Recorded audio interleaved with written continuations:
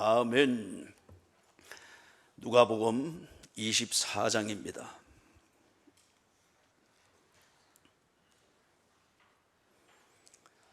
누가복음 24장 1절에서 12절까지.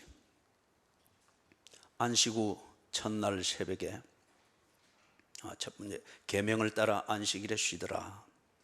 안식 후 첫날 새벽에 이 여자들이 그 준비한 향품을 가지고 무덤에 가서 돌이 무덤에서 굴려 옮겨진 것을 보고 들어가니 주 예수의 시체가 보이지 아니하더라. 이로 인하여 근심할 때에 문득 찬란한 옷을 입은 두 사람이 곁에 섰는지라. 여자들이 두려워 얼굴을 땅에 대니 두 사람이 이르되 어찌하여 살아있는 자를 죽은 자 가운데서 찾느냐? 여기 계시지 않고 살아나셨느니라. 갈릴리에 계실 때에 너희에게 어떻게 말씀하셨는지를 기억하라. 이러시기를 인자가 죄인의 손에 넘겨져 십자가에 못 박히고 제3일에 다시 살아나야 하리라 하셨느니라 한데, 그들이 예수의 말씀을 기억하고 무덤에서 돌아가 이 모든 것을 11사도와 다른 모든 이에게 알리니, 이 여자들은 막달라 마리아와 요한나와 야고보의 모친 마리아라. 또 그들과 함께한 다른 여자들도 이것을 사도들에게 알리니라. 사도들은 그들의 말이 허탄한 듯이 들려 믿지 아니하나 베드로는 일어나 무덤에 달려가서 구부려 들여다보니 세마포만 보이는지라. 그 된 일을 놀랍게 여기며 집으로 돌아가니라. 아멘.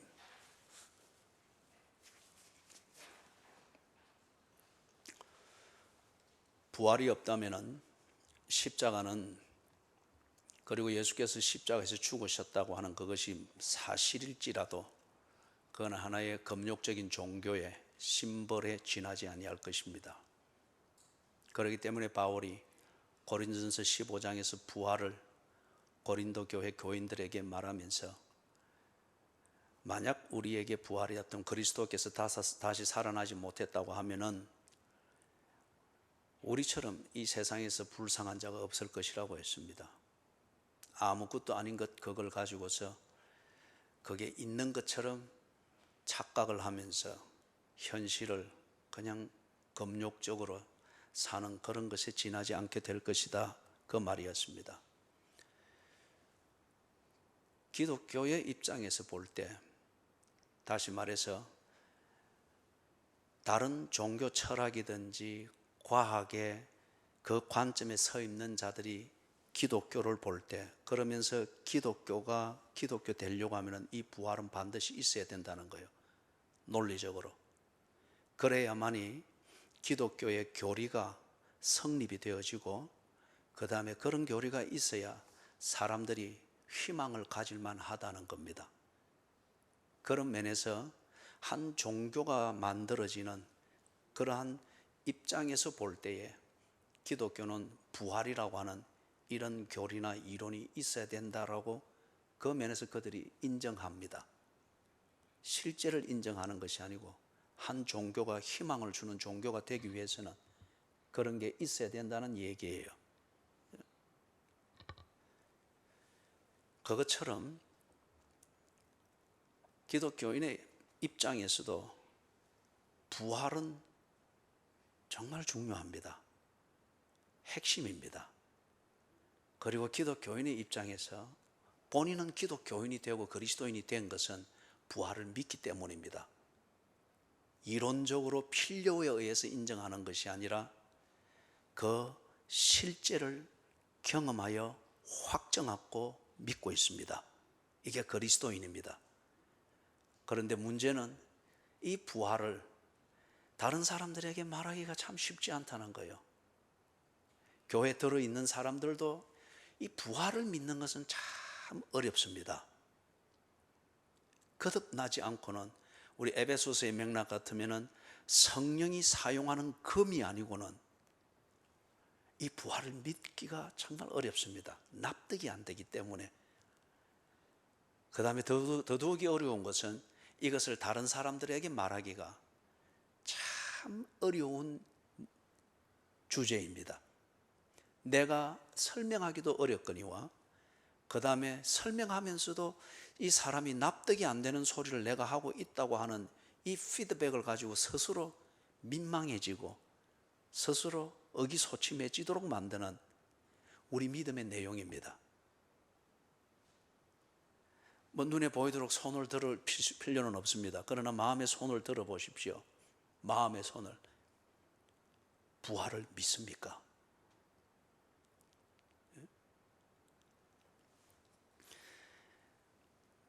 네 개의 복음서 마태, 마가, 누가, 요한복음 기록한 각 저자는 이 부활을 그 실제를 증거해 주고 있습니다. 그러나 논증은 하지 않습니다. 설득하는 설명은 하지 않습니다.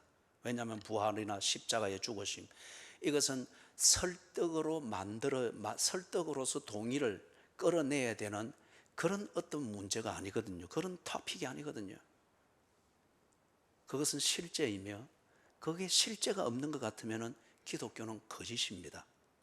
그렇기 때문에 십자가를 말하는 것도 그렇고 그 십자가에서 이어서 오는 부활을 말하는 것도 사실을 보여주고 있습니다. 논증을 하거나 설득을 하는 이론의 어떤 그런 전개가 아니고 현장을 보여주고 있고 그 현장이 품고 있는 진실이 무엇인가를 사실을 말하는 것을 통해서 제시를 해주고 있을 뿐입니다. 네 개의 복음서가 공히 이 부활을 결론으로 다루고 있고 공히 핵심 중 하나로 다루고 있고 그리고 네 개의 복음서가 똑같이 설득을 하는 이론을 전개하는 것이 아니고 사실을 제시를 해주고 있습니다. 오늘 누가복음에 있는 이 내용을 가지고 우리가 부활의 실제 이것을 돌아보고 그리고 그것이 현장을 통해서 우리에게 확정되어진 이 부활을 보고 있는 오늘 우리에게 부활절이 가지는 그 메시지가 무엇인가 이것을 간략하게 정리를 하고자 합니다. 먼저 두 가지 차원에서 이것을 생각을 하셔야 됩니다. 이 현장을 제시를 해주고 있는 그 당시 상황, 이 현장, 사건이 일어난 현장, 그것을 제시를 해주는 그 당시 상황, 2000년 전이죠.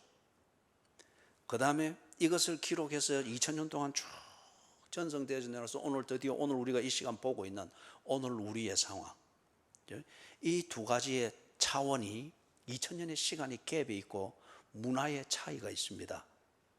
그럼에도 불구하고 이 2000년의 시간을 뚫고 그리고 이 문화의 차이를 뚫고 이 두 가지가 공이 똑같은 현장이고 현장의 진실이 똑같이 그렇게 확인된다고 하면은 이것의 실제를 부정할 수가 없을 것입니다. 자, 먼저 그 당시를 봅니다. 2000년 전 지금의 이스라엘 땅 예루살렘에서 일어난 그 당시 상황을 지금 24장 1절에서부터 12절에서 볼 수가 있습니다. 사건이 발생했습니다. 사건이 발생했다면 그 현장이 분명히 있죠. 그 현장이 거기서 잘 제시가 되고 있습니다. 가장 핵심적인 현장의 요소 중에 가장 핵심적인 것은 빈무덤이었습니다. 분명히 3일 전에 예수의 시신을 넣는 것을 사람들이 다 보았습니다. 보았고 유대인의 그 풍습을 따라서 돌문으로 막았고 그리고 당국자들은 혹 누군가 이 돌문을 옮겨서 장난을 칠까 그걸 못하도록 봉인을 했습니다.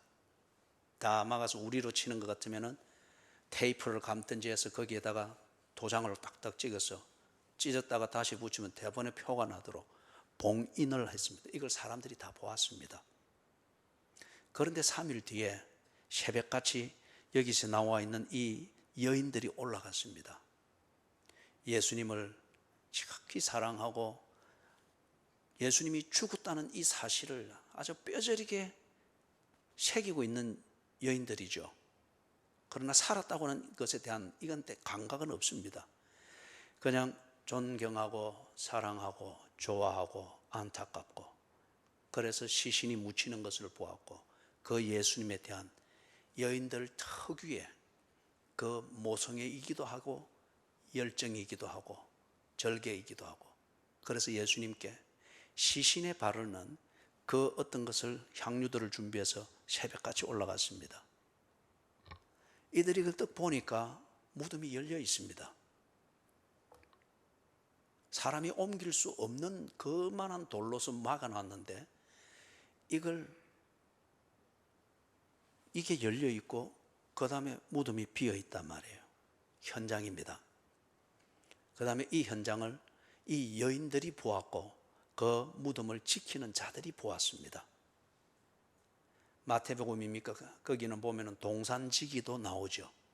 목격자들이 있습니다. 한 명이 본 것도 아니고 여러 명이 보았고, 그 여러 명은 한 그룹에 속해 있는 자들이 아니고 예수를 죽인 자들의 그룹에 속해 있는 자도 있고, 객관적인 3자의 위치에 서 있는 동산지기도 있고, 그리고 예수를 지극히 흠모하는 그 사람들도 있고, 예수에 대한 다양한 관점에 서 있는 자들이 이 현장 하나의 팩트를 같이 목격을 했다는 거예요. 그렇기 때문에 이 현장에 대한 증언은 누구 하나가 지어낸 것일 수가 없습니다. 그 다음에 24장 1절에서 12절에 나오는 걸 보니까 이 사건의 경위에 대하여서 사실을, 제시를 쭉 소개를 하고 있습니다. 저는 이렇게 되었고 후는 이렇게 되었고 그래서 이런 과정이 되었다 하는 그 경위를 거기에 정리를 하고 있습니다. 자, 여러분, 현장을 소개하고 있고 이 현장에 어떤 사실이 일어났는가 하는 것을 소개를 할 때에 이게 만약에 거짓이든지 아니면 이게 예수님에 대해서 아주 예수님을 어떻게든지 존중하고 예수님의 품위를, 없는 품위라도 만들어서 세워주고 싶어하는, 소위 말해서 예수의 사람들이 썼다고 하면은 이거는 분명히 그 시대에 없어졌을 겁니다. 예수를 죽이려고 했던 이 당국자들이 권력을 쥐고 있었고, 그리고 그것에 동조하는 민중들이 절대 다수였습니다. 그럴 때 만약에 이게 현장이 확인되어지지 않는 진술이고, 그 다음에 이것을 어느 특정 부류가 썼다고 하는 것 같으면 당국자들이 가만히 있지 않죠. 유언비어 당장에 그렇게 해서 이것을 없애버리겠죠. 왜 이것이 지금 2000년이 지나도록, 그 다음에 예수를 죽였던 그런 성취감과 더불어서 한편 그러한 분위기가 싹 트는 것에 대해서 긴장이 팽배해 있는 그런 당국자들의 권력이 서서히 시퍼렇게 살아있던 그 당시를 이 진술이, 이 기록이 그대로 보존되고 2000년을 이으면서 지금까지 오고 있단 말이에요. 여기에 대해서 싫다 좋다는 막 여러 가지 얘기는 있으나 이 진술 자체를 없애지 못하는 것은 이게 사실이기 때문에 그런 거지 않습니까? 그 현장이 사실이기 때문에 그러지 않습니까? 그것에 대한 의미가 무엇인가에 대해서는 다음의 문제고, 무덤이 있었고 무덤이 비었고 이런 사람들이 보았고, 그들이 하는 말의 경위가 다 적어도 3자가 있잖아요. 예수님에 대해서 반대하는 자, 찬성하는 자, 제3자가 그들이 목격했던 사실이기 때문에 당국자들의 입장, 예수를 죽이는 데 있어서 주도적인 역할을 했던 대제사장들이든지 교권주의자들, 그들이 얼마나 서슬이 시퍼렇고 하나의 꼬투리라도 잡아내서 전체를 허물어뜨리려는 이 긴장이 있을 수 있는 사람들이잖아요. 그럼에도 불구하고 이것을 없애지 못한 것은 이게 사실이기 때문에 그렇습니다. 없애라는 소리는 할 수 있겠으나 스스로 없앨 수 없는 것은 그럴 때에 더욱더 더 큰 밀란이 일어날 수 있고 자기들의 불의함이 더욱더 큰 자가당착을 만들 수 있으니 없애지를 못했습니다. 현장입니다. 그리고 현장이 품고 있는 사실입니다. 이 자체에 대해서는 거부를 못합니다. 그 다음, 그러면 이 사건이 발생한 것에 대해서 현장이 품고 있는 그 비밀이 뭔가, 그 진실이 무엇인가, 현장 검증을 하면서 그 진실을 캐내는 그러한 과학 수사대와 같이 그 진실이 무엇인가, 이것을 지금 누가가 제시를 하고 있습니다. 암시를 하고 있습니다. 특히 7절을 보세요. 이러시기를, 6절에서부터 보면은 갈릴리에 계실 때에, 즉 예수님이 살아있을 때에, 너희들과 함께 동고동락할 때에 너희에게 어떻게 말씀하셨는지를 기억해라. 그러면서 7절에 이러시기를, 인자가, 즉 예수님을 말합니다. 인자가 죄인의 손에 넘겨져 두 번째 십자가에 못 박히고 세 번째 제3일에 다시 살아나야 하리라 하셨느니라. 예수님이 죽기 전에 말씀하셨던 바입니다. 제자들은 이 말이 무엇인가를 못 알아들었고, 못 알아들었기 때문에 베드로 같은 경우는 예수님을 그렇게 존경하고 그렇게 숭배하면서도 이 말을 할 때에 베드로는 예수님을 한쪽으로 데리고 가가지고 꾸짖었습니다. 그게 마태복음 16장 거기서 나오는 내용이잖아요. 그죠? 예수님이 이 말씀을 하셨습니다. 자, 죄인의 손에 넘겨질 것이다. 그렇게 됐죠. 가룟 유다의 그 배신을 받아서 그렇게 넘겨졌습니다. 자, 우리 직접 한번 보도록 하십시다. 누가복음 9장.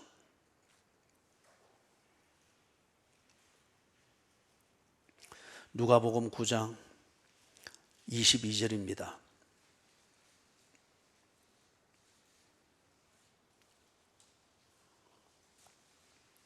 자, 이 말씀을 하는데 이러시되 22절, 인자가 많은 고난을 받고 장로들과 대제사장들과 서기관들에게 버림받아 죽임을 당하고 제3일에 살아나야 하리라. 이 말씀을 언제 하셨느냐?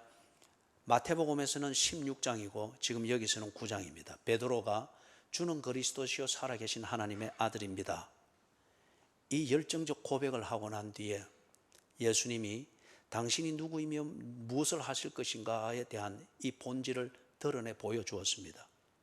그 말씀이 지금 22절의 이 내용입니다.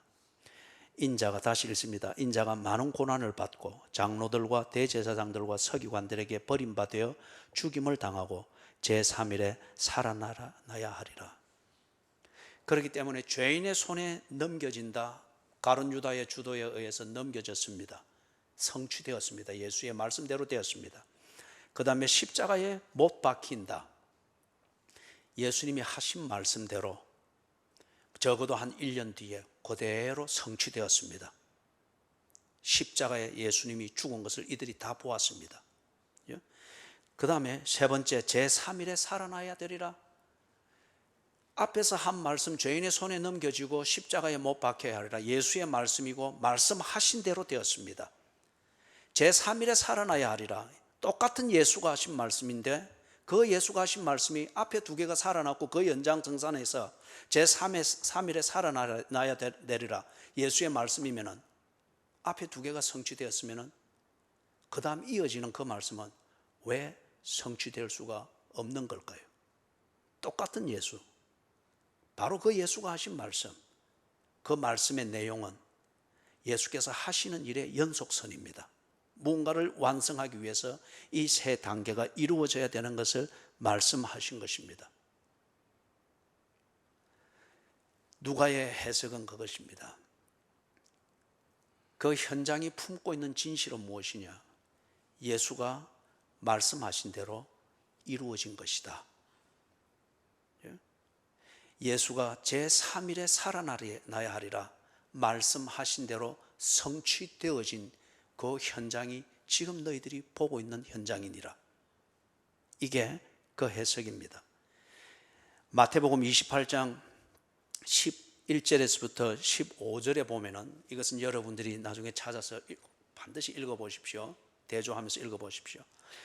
거기는 당국자들, 지금 이 현장의 보고를, 현장에 어떤 일이 일어났는가 하는 보고를 받은 대제사장들과 장로들과 서기관들, 즉 예수를 죽이는 일을 주도했던 이들이 보고를 받았습니다.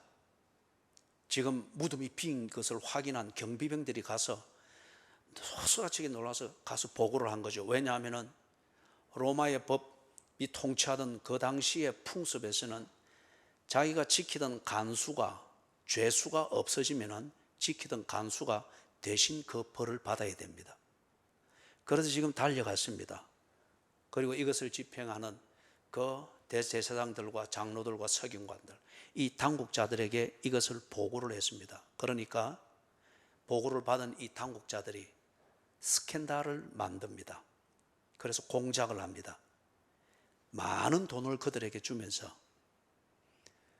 현장을 없는 것을 현장을 뒤바꿀 수는 없잖아요. 그 현장이 품고 있는 진실이 무언가를 이렇게 말해라. 그러면서 그들의 입에 말을 넣어 주었습니다. 평상시 예수의 제자들이라는 사람들이 예수가 3일 만에 살아날 것이다 하는 그 말을 믿도록 하기 위해서 야밤을 타고 와서 시체를 훔쳐갔다고 소문을 퍼뜨려라. 그게 그대로 기록이 되어져 있습니다. 마태복음 28장 11절에서부터 15절. 자, 사랑하는 여러분, 현장은 있습니다. 팩트가 있습니다. 이것이 품고 있는 진실이 무언가를 말하기 위해서 누가는 예수가 하신 말씀에 근거해서 그 말씀대로 성취되어진 증거물이다라고 말했습니다. 반면에 예수의 말을 믿지 못하는 당국자들과 절대 다수의 사람들은 자기들의 상식에 근거해가지고 똑같은 현장과 똑같은 팩트에 대하여서 납득할 수 있는 설명을 만들었습니다. 이 차이를 여러분이 잘 새겨주기를 바라요. 다시 한번 강조를 합니다. 누가는 예수가 하신 말씀, 그는 예수를 존경하고 예수를 믿기 때문에 예수가 하신 말씀에 근거해 가지고 예수와 관련되어서 일어난 현장, 그 사실이 품고 있는 진실을 말했습니다. 예수가 말씀하신 대로 성취되어진 증거물이다라고 했습니다. 그가 살아나셨다. 반면에 예수를 인정하지 아니하는 자들, 예수에 관해서 자기의 상식을 가지고 이해하려고 하는 이 사람들은 그 자기 상식에 근거해 가지고 똑같은 현장, 똑같은 사실에 대하여서 납득할 수 있는, 상식적으로 납득할 수 있는 설명을 만들었습니다. 우리 이걸 보고 이론이라 그러죠. 그런데 여러분, 참 재밌는 것은 예수를 인정하지 아니하고 예수를 믿지 못할 때에는 예수가 한 일을 설명하는 성경에 대한 이해가 믿어지지 않습니다. 그것보다는 내가 납득할 수 있는 상식이라고 하는 이것처럼 애매한 건 없습니다. 그 사회에 통용되어지는 어떤 그런 교감하는 그 논리를 보고 우리는 상식이라고 합니다. 그죠? 이거는 시대가 바뀌고 상황이 바뀌면 상식은 언제나 변하게 마련이죠. 예수를 믿지를 못하고 인정하지 아니할 때에 예수에 관한 글들, 부활했다, 무리를 걸었다, 이것에 대하여서 상식적으로 납득할 수 있는 설명을 더욱더 신뢰를 하게 됩니다. 무리를 걸은 것이 아니고 안개가 꽉 낀 그때에 예수님께서 해변에 서 있으니까 안개가 무릎 아래까지 쫙 감기고 있으니 멀리서 보니 무리를 걷는 것처럼 보였다. 부활에 관해서도 상식적으로 납득할 수 있도록 설명들이 많습니다. 그렇지, 예수가 부활했지. 그게 무슨 말인데요? 예수가 얼마나 위대했고 얼마나 많은 모범을 보였느냐. 그를 추종하는 자들이 예수가 가르친 그 교훈과 예수의 정신을 받들어서 그렇게 살려고 할 때에 예수의 영향력이 여전히 그 안에 있지 않느냐, 이것을 예수가 부활했다고 하는 것으로 설명을 하고, 이거는 상당히 상식적으로 납득이 되는 설명입니다. 그런 사례들이 우리에게 많기 때문에, 그죠? 그런 식으로 부활을 설명을 하는 거예요.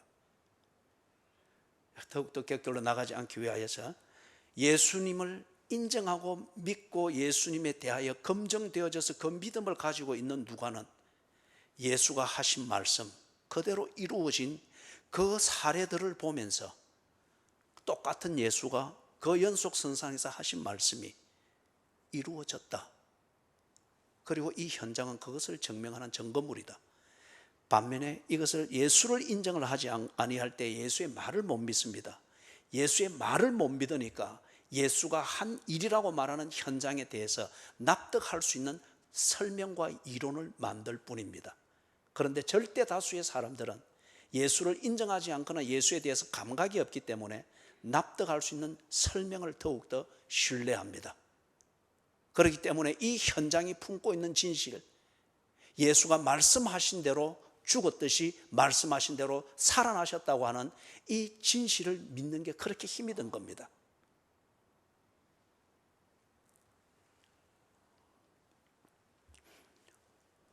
누가가 제시하고 있는 이 진실이 확정이 됩니다.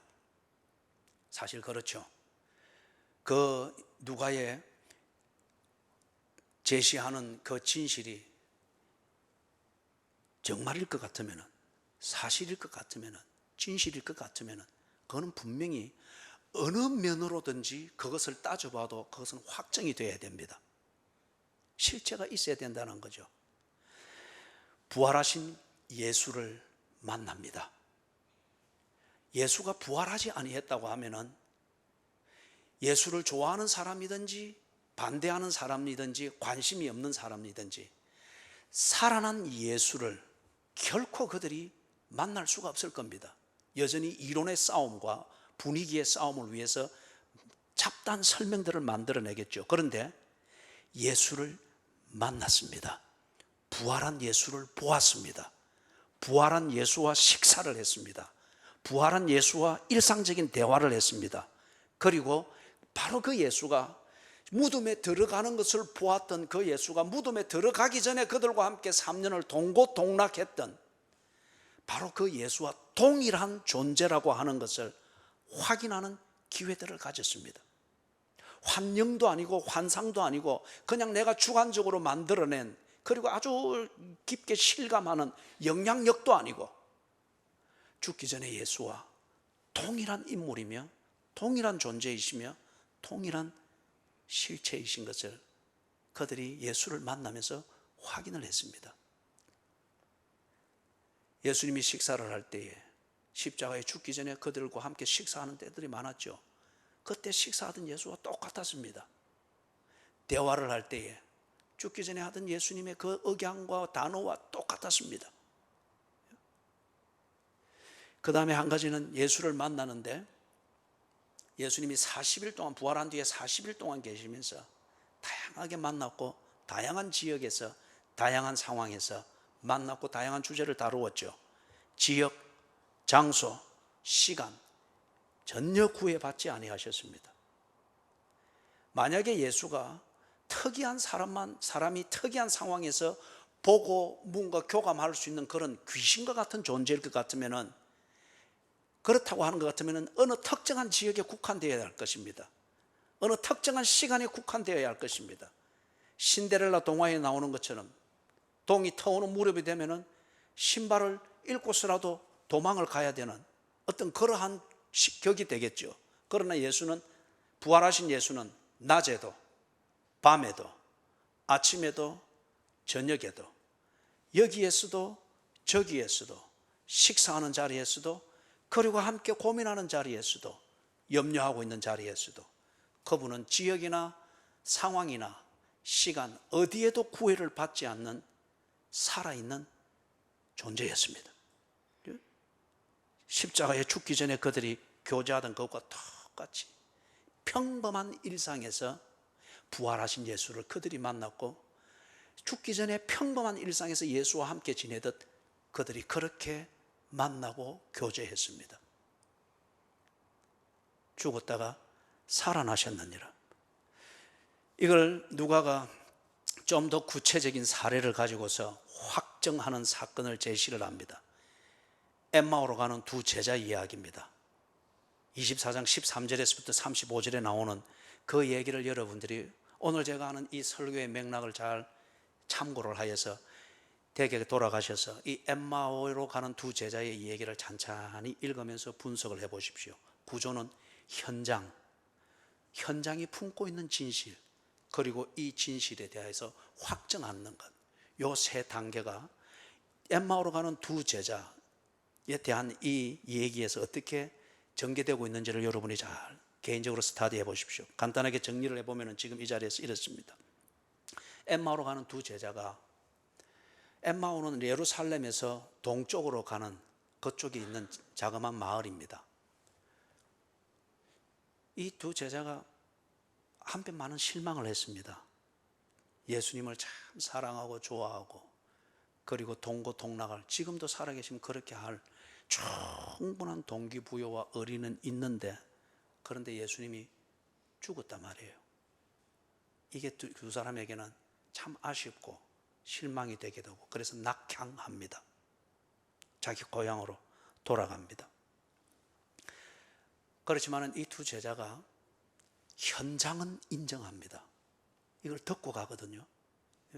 그런데 그 현장, 빈 무덤, 목격자들, 그 다음에 사건의 경우에 대해서 여인들이 전해주는 것, 그것을 듣고 인정은 하지만은, 그러나 그것이 품고 있는 진실에 대하여서는 그들이 아직 이해가 안 됩니다. 감도 안 잡힙니다. 거기에 대해서 어쩌면 큰 관심도 없습니다.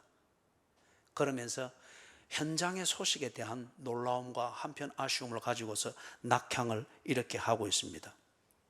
그래서 그 진실에 대해서 그들이 해석하는 것은 이런 겁니다. 부활하셨다고 인정하기에는 첫째, 본인이 납득이 안 되는 거예요. 두 번째는 그 사회의 대중적인 상식에 맞지가 않는 겁니다. 그래서 이 어거지를 부릴 수가 없는 거예요. 인정하자니 그런 겁니다. 그 다음에 그렇다고 해서 딱히 부정하기에는, 그 현장에 있기 때문에 뭔가 인정하든지 부정하든지 자기 입장이 있어야 되잖아요. 그래서 딱히 부정하기에는 존경하던 예수, 사랑하던 예수, 그동안 동고동락하던 그 예수님의 명예를 지켜주고 싶은 거예요. 그런데 이것을 딱히 부정을 하게 될 때에 이게 스스로 모순이 되잖아요. 예수의 명예, 자기들이 그렇게 존중했고 그 명예와 함께 묶여있는 그들의 이 명예를 스스로 손상시키는, 누워서 침뱉기와 같은 거잖아요. 제가 그렇게 만들어 보면 그렇습니다. 분명한 현장이 있고 사실이 있습니다. 그러나 그것이 품고 있는 진실이 뭔가, 부활하셨다라고 말하는, 말씀한 대로 부활했다고 그대로 자기들이 인정하기에는 본인이 납득이 안 됩니다. 상식적으로 맞지 않는 얘기입니다. 그렇다고 해서 부정하기에는 누워서 침뱉기 같아요. 예수와 함께 살았고 예수의 제자라고 알려졌고 본인들도 예수님의 품위와 명예는 지켜주고 싶은데, 그죠? 이걸 보고 울며 겨자 먹기라고 합니까? 어떤 이런 딜레마에 빠졌습니다. 그런데 가는 중에 확정하는 사건이 일어났습니다. 예수를 만납니다. 예수님이 그렇게 가고 있는 이 두 제자와 같이 동행을 했죠. 자기들의 이 딱 고정관념에 갇혀 놓으니까 예수님이 그들과 함께 있어도 예수는 죽었다라고만 생각을 하고 있는 고정관념에 딱 갇혀 있으니까 그들과 동행하고 있는 부활하신 예수를 알아볼 수가 없습니다. 고정관념이 이렇게 무섭습니다. 그죠? 그때 예수님이 쭉 대화를 하시는 가운데 어느 지점에 가서 집에 들어가서 예수님이 그들과 식사를 하죠. 식사를 할 때 거기 30절 31절을 한번 보십시다. 24장 30절 31절. 그들과 함께 음식 잡수실 때에 떡을 가지사 축사하시고 떼어 그들에게 주시니. 여러분 귀에도 아주 익숙한 표현이죠. 예수님께서 잡히시기 전날 밤에 유월절을 지키면서 만찬을 했죠. 그때 예수님이 특히 가룟 유다에는 회개할 기회를 주기 위해서, 그리고 다른 11명의 제자들에게는 믿음 잘 지키도록 하기 위하여서 예수님께서 식사하면서 특별히 의미 있는 순간을 가졌잖아요. 그죠? 떡을 떼어주면서 먹어라. 이것은 너희를 위하여서 찢는 내 살이니라. 그 다음에 잔을 따라주면서 마셔라. 이것은 너희를 위하여 흘리는 나의 피니라. 제자들이 영문을 몰랐습니다. 그러나 굉장히 심각한 순간이었습니다. 그들의 인상이 다 박혀 있습니다. 의미가 뭔지는 모릅니다. 그런데 그 똑같은 현장이 지금 이 엠마오로 가는 두 제자와 함께 어느 집에 들어서 식사를 할 때 이때 그대로 재현이 되어진 거예요. 예수님이 의도성을 가진 그러한 식사라고 생각을 합니다. 그죠? 이걸 볼 때에 이 두 제자가 바로 며칠 전에 예수와 함께 식사할 때 예수님께서 하셨던 그것 그대로 이게 떠오르죠. 그래서 31절에 보니까 그들의 눈이 밝아져 그인 줄 알아보더니,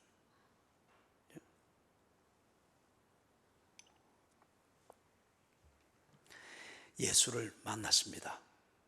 그리고 그 예수가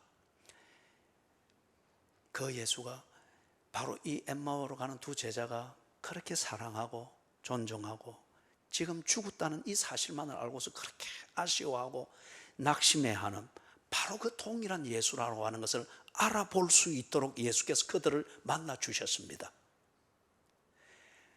그러자 이 두 제자가 바로 예수님을 밀접하게 동고동락하면서 경험하고 배우고 존경하고 사랑했던 바로 그 예수인 것을 단번에 알아보았습니다. 그리고는 예루살렘으로 발길을 돌려서 예루살렘으로 돌아가는 이걸 드라마틱하게 쓰고 있는 것을 볼 수 있습니다. 현장이 있었습니다. 팩트죠. 현장은 어떤 의미 내지는 진실을 품고 있는 자리입니다.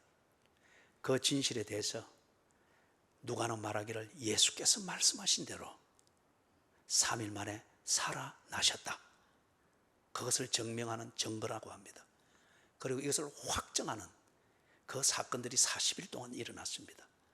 부활하신 예수가 지역과 상황과 시간에 불문하고 일상적인 생활에서 평상시의 삶 속에서 바로 그 예수를 똑같이 경험하고 만날 수 있도록 그분이 나타나셨습니다. 자, 그렇다면 2000년을 건너뛰어서 이 부활은 지금도 우리에게 유효한가? 현재의 상황입니다. 똑같은 구조로 봅니다. 현장이 있습니다. 부활의 사건이 발생한 이 현장이 있습니다. 지금 우리는 이것을 기록하고 있는 2000년 동안 전성되어 내려오고 있는 이 성경을 똑같이 보고 있습니다. 현장입니다. 그리고 2000년 전에 그 여인들이 보았고 산지기가 보았던 바로 그 자리, 지형학적인 그 자리, 이것을 성지라고 하면서 지금까지 보존되어져 오고 있습니다.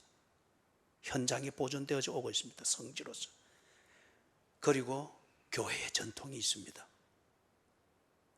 이 부활에 관한 모든 것들을 교회가 2000년부터 지금까지 전성하면서 이 날을 기념을 하고 있습니다. 현장입니다. 이것이 품고 있는 그 진실이 무엇인가? 사건의 진실이 무엇인가? 부활절을 지키는 이 진실이 무엇인가? 이것은 하나님의 약속이 성취되어졌다고 하는 증명입니다. 하나님의 약속이 성취되어졌다. 누가는 2000년 전에 그랬죠. 예수가 말씀하신 대로 살아났다. 그것을 지금 2000년이 지난 우리의 표현대로 말하면은 하나님의 약속이 성취되어진 그 증거가 오늘 우리의 현장, 그것을 기록한 성경을 읽고 있고 그것을 축하하고 있는 부활절을 지키고 있고 그리고 그 비밀을 우리에게 전달해 주는 현장에 어떤 성지를 답사하기도 하고 그것을 보면서 우리의 믿음을 확정하기도 한다는 거예요. 하나님의 약속이 성취되어졌다. 하나님의 약속이 무엇이었습니까? 자기 백성을 구원하기 위해서 메시아를 보낸다고 했습니다. 이 약속대로 성육신이라고 하는 사건이 일어났습니다. 하나님이 인간이 되어서 이 세상에 태어나셨죠. 성육신입니다. 말씀대로 이루어졌습니다. 그리고 성경에 기록되기를 그 메시아는 자기 백성을 구하기 위하여서 하나님의 복음을 증거하며 하나님 나라를 이 땅에 가져온다고 하셨습니다. 그래서 태어난 그 예수가 동시에 인간의 몸을 입고 오신 하나님인 것을 그분의 생애를 통해서 여과 없이 그리고 적나라하게 보여주었습니다. 눈 있는 자는 볼 수 있고 귀 있는 자는 들을 수 있도록 충분히 보여주셨습니다. 그는 완전한 인간인 동시에, 구세주로 온 인간인 동시에 구세주로서 사역을 해서 하나님의 약속을 성취하기 위하여 온 하나님이신 것을, 완전한 하나님이신 것을 생애 3년을 통하여서 적나라하게 보여주었습니다. 병자들을 고치셨습니다. 죄인들을 용서하셨습니다. 누가 죄를 용서할 수 있습니까? 절대의 법만이 죄를 용서할 수 있습니다. 절대의 법만이 죄를 규명할 수 있듯이 절대의 법만이 죄를 용서할 수 있습니다. 누가 절대의 법입니까? 창조주 하나님입니다. 창조주 하나님입니다. 죽은 자를 살리셨습니다. 생명을 주관할 수 있는 자는 누구입니까? 생명을 지은 자입니다. 그분이 죽은 자를 말씀 한마디로 살렸다고 하는 것 같으면 빛이 있으라 하니 빛이 있었듯이 살아나라 하니 살아났다면 그는 창조주입니다. 귀신을 쫓아내었습니다. 꾸짖으니 귀신이 쫓아납니다. 사람들은 귀신이 왕인 줄 알았습니다. 그러나 그 왕을 말씀 한마디로 꾸짖어버리는 왕위의 왕이 나타났습니다. 누가 귀신을 부립니까? 유대인들은 하나님만이 귀신을 부리고 다스린다고 믿고 있었습니다. 예수가 귀신을 다스렸습니다. 물로 포도주를 만들었습니다. 자연 법칙의 경계를 넘어갔습니다. 누가 자연 법칙의 경계를 넘어갈 수 있습니까? 현상은 할 수가 없습니다. 화학적 원리를 벗어날 수 없고 물리학의 원리를 벗어날 수 없습니다. 누구만이 그 경계를 벗어날 수 있습니까? 창조주만이 할 수가 있습니다. 보시기에 심히 좋았더라. 창조를 다 마치고 보시기에 심히 좋았더라.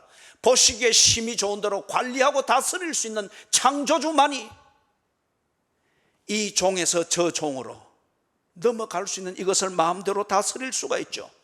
바다 위를 걸었습니다. 그리고 바다를 꾸짖고 바람을 꾸짖으니 바다가 잠잠했다고 합니다. 무생물인 이 자연이 명령을 듣고 그리고 그 명령에 순종할 수 있다고 하면 그는 누구입니까? 그것을 창조한 창조주입니다. 예수가 3년 동안에 이것을 공개적으로 볼 수 있도록 해주었습니다. 이것은 무슨 말이냐? 기적을 베푸는 그 흥분을 만드는 것이 아니고 그가 하나님의 약속대로 오신 메시아라는 겁니다. 하나님의 약속이 성취되었음을 보여주는 현장이었습니다. 그분은 말씀하신 대로, 성경에서 말씀한 대로 죽었습니다. 십자가에 죽으시는 그 이유를 말씀하셨죠. 하나님의 용서 그리고 하나님의 구원을 성취하는 그 법을 순종하기 위해서는 당신을 많은 사람들의 대속물로 주어야 한다고 했습니다. 하나님의 용서의 법과 구원의 법은 피 흘림이 없은즉 죄 사함이 없다고 합니다. 하나님의 구원, 그것을 통해서 받는 하나님의 자녀가 되는 것, 이것은 죄에 대해서 완전히 죽고 새 생명을 가지는 이것이 하나님의 구원이라고 합니다. 그래서 구원자로 오신 예수께서 그리 말씀하신 겁니다. 인자는 섬김을 받으려 함이 아니고 오히려 섬기려 하고 자기 목숨을 많은 사람들의 대속물로 주려 함이니라. 사람들이 이해를 못했습니다. 그런데 어느 날 십자가에서 죽으셨습니다. 성경대로 죽으셨습니다. 하나님의 약속 성취되었다는 겁니다. 그렇기 때문에 부활을 약속하신 하나님의 약속, 예수 안에서 성취되었다는 거예요. 탄생을 믿고 성육신을 믿고 그분의 생애를 믿고 십자가의 죽으심을 믿는다고 하면은 그분을 통해서 성취되어야 될 부활을 왜 인정하지 못하는가? 이 자체가 비논리지 않습니까? 이 자체가 어거지지 않습니까? 확정입니다. 2000년이 지난 지금 우리에게 이것을 확정합니다. 2000년 전에도 부활하신 예수를 만나고 그 부활의 생명을 소유하기를 시작하면서 부활의 주님을 인정했고 확정했고 믿었습니다. 지금도 똑같이 이 일들이 일어나고 있다고 하면은 우리도 그들과 똑같은 이 부활의 신앙을 가지는 것이겠죠. 예수를 만납니다. 부활하신 예수를 만납니다. 앞에 우리 교회 소식 전할 때에 영상 2개를 보았죠. 거기서 그 학교 선생님들이, 그분들은 다 크리스천들입니다. 면접을 할 때 그것을 봅니다. 보통 학교보다 받는 월급이 한 80% 밖에는 안 돼요. 그래도 예수를 믿는 그 신앙을 가지고 그게 그 지역에 복음을 전가하고 차세대가 복음을 통해서 변화되어질 때 소망이 있다고 하는 것을 신앙 고백적으로 받기 때문에 그 정도의 임금을 받고 교사의 일을 헌신적으로 그래 하고 있어요. 2개월 동안 여름 성경 학교 할 때는 60여 군데를 다니면서 함께 다니면서 파김치가 되도록 그래 하는 거 한 2개월 동안 자원해서 그래 하는 거예요. 그분들이 그렇게 즐겁게 찬양을 하고 그렇게 헌신을 할 수 있는가? 그리고 아까 여러분들이 보았죠. 금식하는 자원한 그 명단들, 고난주간의 금식으로 동참을 하면서 특별히 이 상황, 코로나19 바이러스 감염 상황에서 저들을 지켜주고 교회를 지키고 지역 주민들을 지키고 그리고 참 열악하고 어려운 교회의 예배를 지키는 이걸 위해서 금식을 한다. 물론 그 중에 어떤 이들은 종교적으로 아직 정리가 안 돼서 그런 분들이 간혹 있겠으나 저는 거기 금식을 자원한 사람들을 거의 대부분을 다 알고 있습니다. 예수를 믿기 때문에 그런 거지 않습니까? 이 만약에 부활하신 예수, 이분을 진정 만나서 그들이 그 부활의 생명, 성경이 우리에게 말하는 하나님의 자녀가 되는 권세, 이것에 대한 분명히 확정된 믿음이 없다고 하면은 그 촉망되는 젊은이들이 그 정도의 월급을 받고 그런 헌신을 하겠으며, 객관적으로 볼 때는 교사가 할 일이 아닌 2개월 동안을 그 숲지역과 정글을 헤매고 다니면서 3일씩 여름 성경학교를 하면서 파김치가 되도록 그런 자원을 하겠느냐? 안 그래도 먹는 것이 부족할 수 있는데 10일씩, 7일씩, 4일씩 자원하여서 금식하며 고난주간을 그렇게 지낼 수 있겠느냐는 거예요. 거기서 한 가지만 더 예를 들면, 아까 본용이라고 하는 사람을 잘 주시를 하라고 했잖아요. 이 사람이 라군 지역, 정글 지역에 사는 사람이에요. 배우지를 못했습니다. 아주 가난했고요. 그 지역에 사는 사람들이 다 원천적으로 가난하니까. 그런데 여러분, 가난하다고 하여서, 어려운 지역이라고 하여서 인간에게 있는 범죄가 없는 게 아니죠. 이 사람이 남봉꾼이었습니다. 그리고 아주 술을 좋아했고 거기다가 도박을 좋아했고, 그러니까 망하는 거는 다 좋아하는 사람들이 있고, 이 팔색조였어요. 어디 가든지 가면 사람들이 좋아했어요. 잘 노니까. 도박 좋아하고 남봉꾼이고 거기다가 무지하고 노는 것 좋아하고, 그래서 부인과도 몇 번이고 부인이 도망가고 또 다시 또. 그런데 이분이 김자선 선교사님이 금일까지 들어가서 아웃리칭 하는 이걸 통해서 복음을 접하게 된 거예요. 그래서 중간은 거두절미하고 예수를 믿게 됐습니다. 그런데 신학교 강의를 하러 가면 열심히는 참석하는데 알아듣는 것은 한 20% 정도밖에 안 돼요. 그런데 얼마나 성실하고 순수하고 희생적인지 몰라요.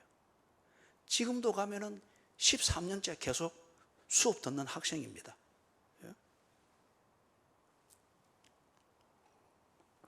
그런데 김자선 선교사님이 이분에게 가장 어려운 지역을 맡겼어요. 한 번도 걸어는 적이 없습니다. 그 밀림 안에서 새로 개척되어지는데 불과 몇 명 안 되는 이곳을 몇 시간이 걸려서 가서 지키고 예배 인도하고 성경 공부 인도하도록 그래 하는데, 아까 여러분이 선교사님이 보낸 편지에 보면 그게 있을 거예요. 이 본용이 체크포인트를 피해서 그 성경 공부 기도 모임 인도하기 위해서 숲길로 간다. 7시간. 그 길을 제가 알거든요. 왜 이 사람이 도박을 끊고 남봉꾼으로서의 삶을 끊고 지가 좋아하던 방식의 그런 삶을 끊고 사람들이 다 어디나 가면 자기 부인만 싫어했지 사람들은 다 좋아해요. 잘 노니까. 그래 재밌는 거 다 끊고 그 다음에 정말 헌신적으로 이렇게 살까. 이번에 갔을 때 내일은 난 몰라요. 이 영어 가사로 된 찬양을 우리가 얼마나 했는지 모릅니다. 그때 특히 이 본용이 금요일날 집회를 하는 그때에 굉장히 참 진지했어요. 그런 다음에 그 다음날 혼자 자는 헛간 같은 거기에 이렇게 가보니까 노래를 확 부르고 있는 거예요. 내일은 난 몰라요. 확 부르고 있는 거예요.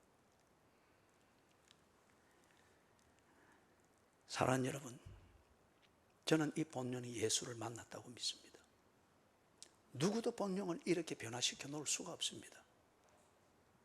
13년간 똑같은 교주라서 똑같은 강의를 듣지만은 그것이 이 사람을 변화 못 시킵니다. 제일 진지하게 듣습니다. 눈 한 번 깜빡하지 않고, 과장해서 말하면 눈 한 번 깜빡하지 않고 집중하여서 2시간을 이래 듣습니다. 나중에 점검한다고 질문하면은 대답을 전혀 못하는 사람은 또 유일한 그 학생이에요. 본요. 그렇지만 그게 전부가 아니잖아요. 그죠? 머리만으로 사는 건 아니잖아요. 구전일을 다 맡아서 하고 있는 거죠. 예수를 만난 사람이라 믿습니다.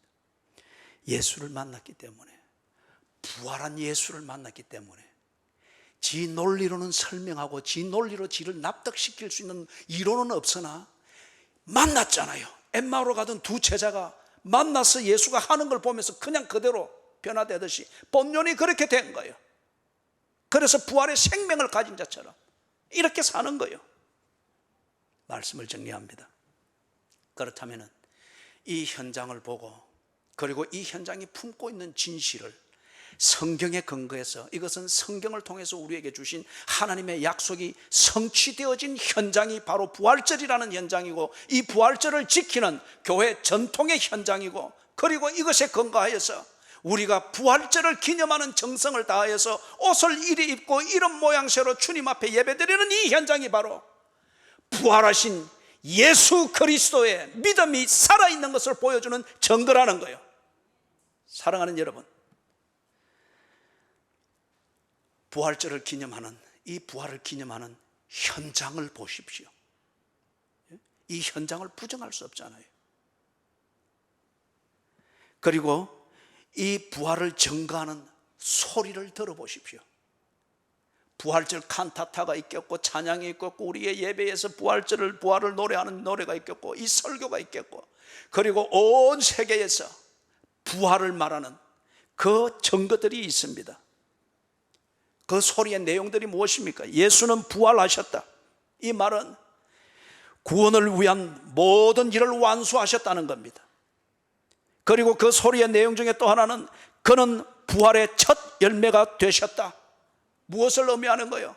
예수 안에 있는 자들은 예수와 같은 부활을 하게 되고 예수의 생명을 가진다는 의미입니다. 그래서 그가 부활의 첫 열매가 되셨다라고 말을 합니다.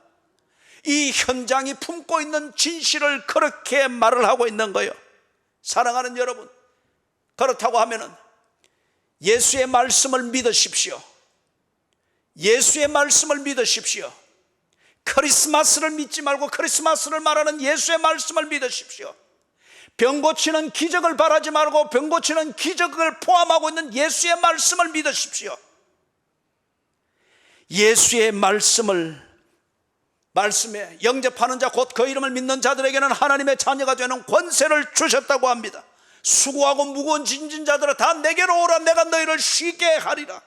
예수의 생명을 말합니다. 사랑하는 여러분, 예수의 말씀을 믿는 것을 망설이게 만드는 그게 무엇이든지 간에 버려버리십시오. 예수의 말씀을 믿지 못하는 이상 부활은 절대 믿을 수가 없습니다. 상식적으로 납득이 되는 거기에 서서 부활을 믿으려고 아둥바둥하는 것, 스스로 어불성설을 만드는 겁니다. 예수의 말씀을 믿으십시오. 그러면은 모든 것이 믿어질 것입니다. 예수의 말씀을 믿지 못하는 그게 무엇이든지 간에 그것을 버리십시오. 버리면은 믿게 됩니다. 믿게 되면은 확정되어집니다. 예수의 말씀을 믿지 못하게 만드는 그 모든 것을 버리는 것이 쉽지 않습니다. 그렇기 때문에 예수께서 하신 것처럼 십자가에 못 박히듯 버리십시오. 그것이 내가 지고 가야 될 십자가입니다. 예수의 말씀을 선별적으로 믿는 것이 아니라 예수의 말씀이기 때문에 그것을 믿을 수 있고, 그 말씀 위에 서서 현장을 보고자 그것에 대해서 반하는 모든 것들을 버릴 때에 십자가에 못 박히는 것과 같습니다. 사랑하는 여러분, 부활은 십자가를 지나서 얻는 생명입니다. 죄인에게 넘겨져서 십자가에 못 박히고 제3일에 살아나야 하리라. 그와 같이 부활은 십자가를 지나서 얻는 생명, 내가 예수의 말씀을 믿을 수 있도록, 예수의 말씀을 믿지 못하도록 만드는 그게 무엇이든지 간에 이것을 버리는 내 십자가를 지고 갈 때에 여러분들은 예수의 부활을 보게 될 것이며, 그 부활이 첫 열매가 되어 내가 예수의 부활의 생명을 소유하고 있는 것을 보게 될 것입니다. 십자가는 금욕주의적인 도덕을 가르치는 심벌이 아닙니다. 십자가는 부활의 생명으로 이끄는 길입니다. 오늘 이 현장, 오늘 이 사실, 이것이 품고 있는 진실은 하나님이 약속하신 대로 예수가 부활하셨고 자기 백성을 구원하고자 하는 하나님의 약속이 성취되었음을 증명하는 자리입니다. 이 은혜가 여러분에게 살아있는 말씀으로 들려지기를 주님의 이름으로 축원합니다.